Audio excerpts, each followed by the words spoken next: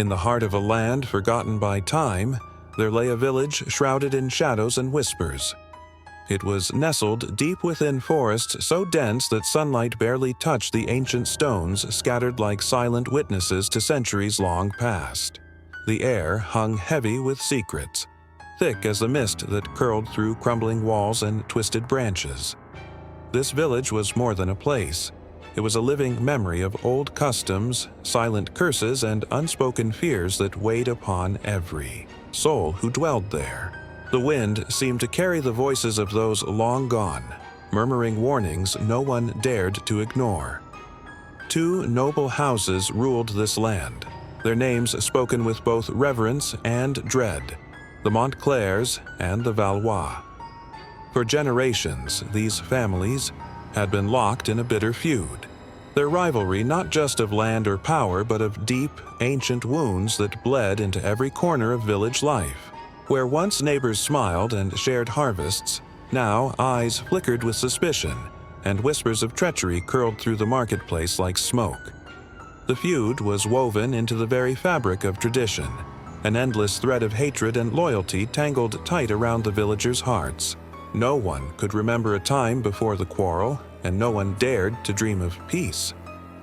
Among them lived Elira, the restless daughter of the Montclair lord. Unlike her kin, bound by the weight of blood and duty, her spirit yearned for harmony in a world cracked by bitterness. Her heart beat against the cold iron of tradition, a flickering flame in a room filled with shadows. She wandered the village with eyes full of questions, her voice soft yet steady when she pleaded for understanding. "Must we always be prisoners of our father's sins?" she asked those who would listen. Her courage made her both an outcast and a beacon, a symbol of hope for those who dared to dream of a different fate. One cold evening, beneath the flicker of a lone candle, Elira stumbled upon a secret chamber deep within the ruins of her family's castle. There, hidden beneath dust and spiderwebs, lay a manuscript stained with dark, dried blood. The sight chilled her to the bone, for the pages told a story of a knight's oath broken, a betrayal so fierce it had bound two families in a curse. The words seemed alive, whispering of forgotten promises and violent deeds sealed beneath the blood moon. Elira traced her fingers over the crimson script and felt the weight of history pressing down on her soul. This discovery was not merely a tale of old. It was a summons, a call to face a past that refused to die. That night, the village elders gathered around the hearth, their faces lined with the wisdom of years and sorrow. Their voices, hushed yet urgent, carried warnings as old as the stones beneath their feet. "The curse clings to Montclair and Valois alike," they said, "born from the blood pact shattered by a knight who broke his sacred vow. It is a debt, written not in coin, but in honor, a price to be paid in tears and sacrifice." Their words wove a tapestry of folklore and fate, reminding all that honor was a chain both heavy and binding. They urged Elira to remember that beneath the sorrow lay a lesson. Betrayal breeds ruin, but true courage could break even the darkest curses. Beyond the village, the land stretched out in haunting beauty. Castles perched on rocky hills like silent sentinels, moors shrouded in thick rolling fog, and vast forests whose depths held secrets older than memory. These landscapes were more than scenery. They were symbols of the tale itself, of order and chaos, light and shadow. The castles spoke of feudal power and broken oaths, while the misty moors whispered of hidden sins and the unknown. And within, the ancient woods, where the trees whispered secrets only the wind could hear, lay the heart of the curse, waiting to be unraveled by those brave enough to seek the truth. Thus, the stage was set, not just for a story of blood and betrayal, but for a journey into the soul of a village caught between past and future, where hope flickered like a candle's flame against the gathering night. The air in the village grew heavier with each passing day, thickened by the whispers of jealousy and greed that stoked the ancient feud between the Montclairs and the Valois. Envy gnawed at the hearts of both families, feeding a relentless hunger for power that blinded reason and mercy alike. Old wounds, long thought to have scarred over, split open anew as rumors spread, rumors of a prophecy, etched in faded runes, foretelling doom should the blood debt remain unpaid. This dark warning wrapped the village in a shadow so deep that even the brightest sun seemed dimmed, and the fragile peace that once held the people together began to unravel. The curse will claim us all if the debt is not settled, the elders warned, but no one dared speak openly for fear of fanning the flames higher. Caught in the storm were the villagers, torn between loyalty and fear. Each person walked a precarious line, their hearts pulled between ancient allegiance and the instinct to survive. Neighbors who once exchanged smiles and bread now eyed each other with suspicion, their quiet streets whispering secrets and doubts. The market square, once a place of laughter, grew tense and silent, the weight of fear pressing down like an unyielding fog. "Who can we trust when blood ties dictate our fate?" murmured an old woman by the well, her voice trembling with the weight of countless betrayals. The village was trapped in a relentless cycle where trust was scarce and loyalty meant danger. Within this turbulent web of allegiance, Alara's brother, Lucien, found himself caught in a cruel battle of heart and duty. His childhood friend, Alis, born of the Valois line, was more than a friend. She was a light in the darkness of his conflicted soul. But love could not easily survive in the shadow of feud and honor. The ties of blood and the chains of loyalty pulled them apart, forcing them to choose between the families that shaped their identities and the fragile bond that might yet bring peace. Lucien's voice faltered as he confessed to Alara one night, "I stand divided between the blood I am sworn to and the heart that longs for something more." Their struggle painted the intimate tragedy that familial conflicts often sow, deepening the sorrow that bound them all. Dark omens began to creep through the village like a chill wind from a forgotten grave. Livestock perished inexplicably, their lifeless bodies casting a pall of fear across the fields.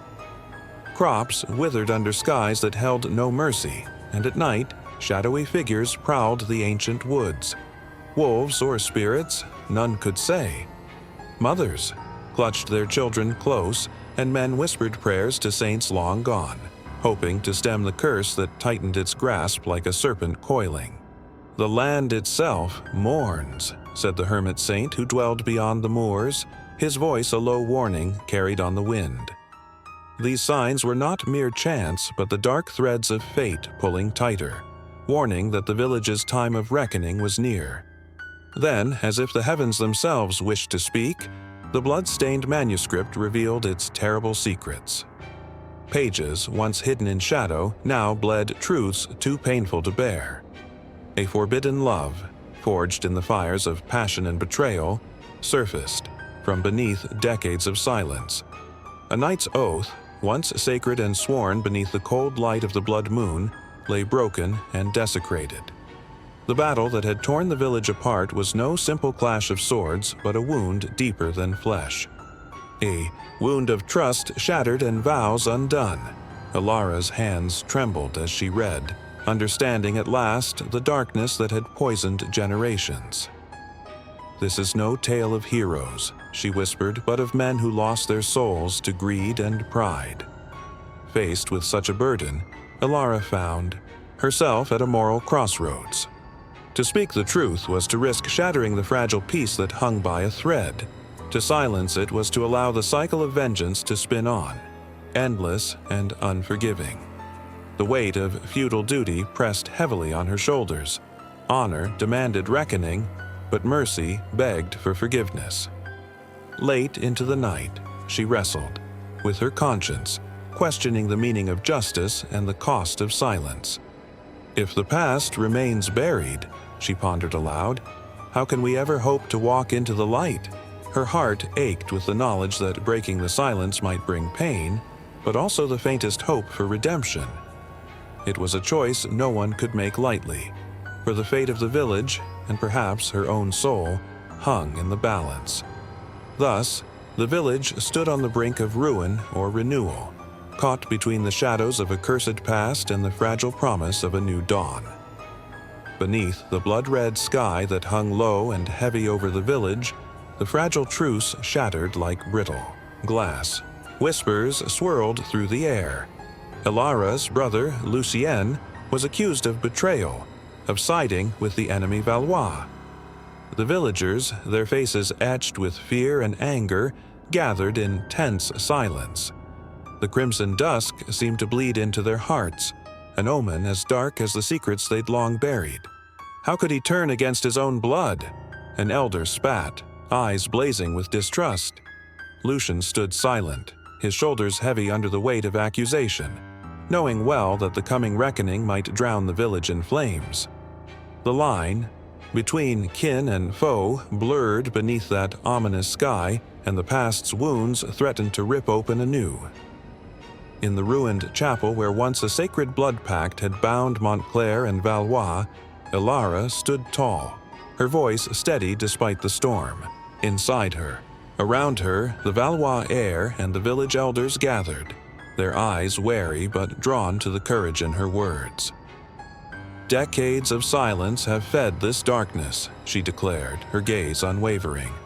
"The truth must be spoken if we are to break these chains." The chapel's cracked stones bore silent witness to generations of pain and pride. Her plea cut through the heavy air like a sword, challenging the weight of tradition and fear that had kept the village bound to its curse. In that sacred ruin, past and present collided, forging the path toward reckoning.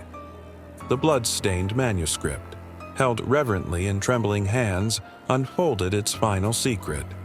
The pages, marked by the original blood oath, told a tale of betrayal deeper than any had imagined. A knight's broken vow, not to a stranger, but to kin.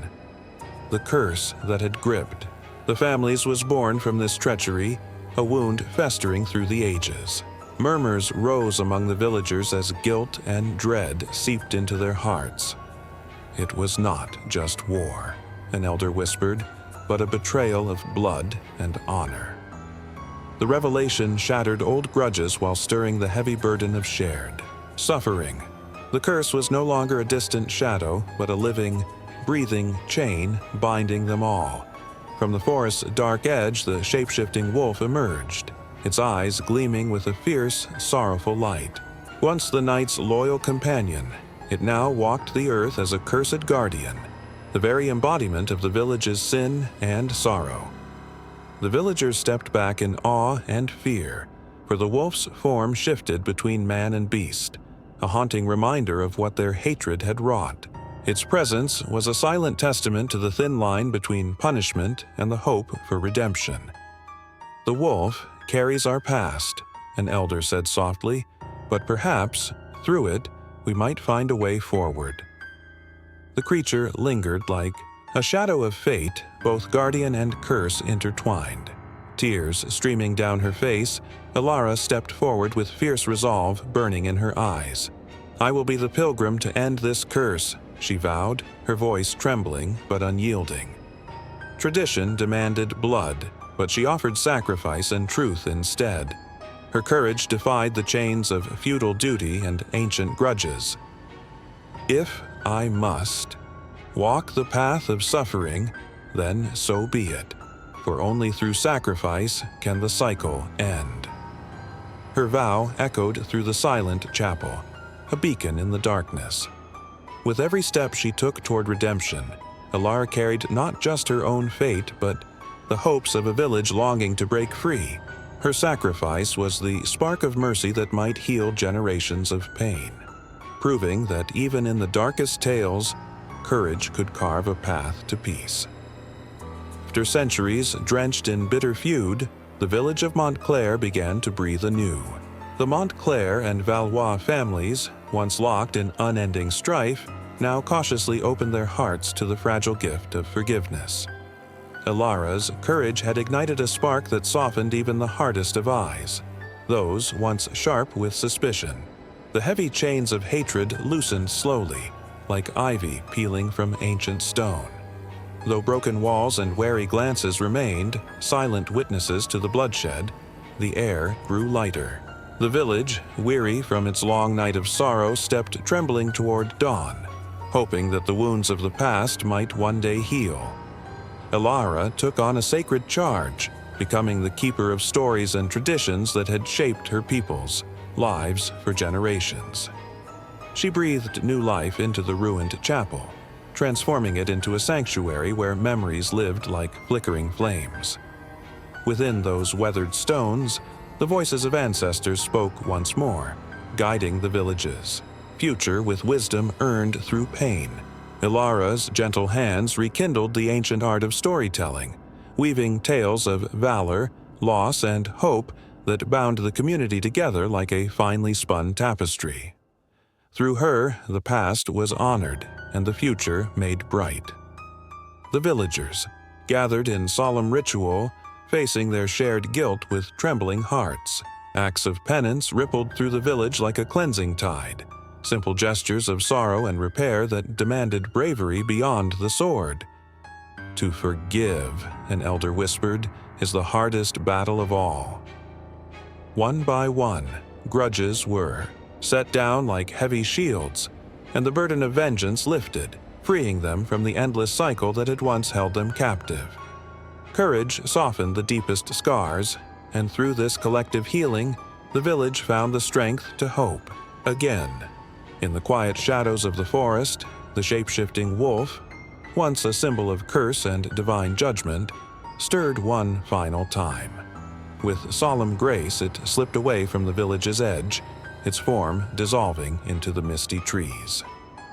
The wolf's departure marked the end of its watchful burden and the restoration of balance. Though it vanished from sight, its legend lingered in whispered stories, a reminder of sin, justice, and the fragile promise of redemption. As twilight settled softly, over Montclair, a single candle flickered in the chapel's window, its gentle flame dancing against the growing shadows. This fragile light, small yet steadfast, became a beacon of peace amid the lingering darkness of history. It spoke silently to all who would listen, that though the tale was written in blood and fresh wounds still throbbed, the future belonged to those brave enough to write new chapters. Chapters filled not with hatred, but with hope, unity, and the promise of renewal.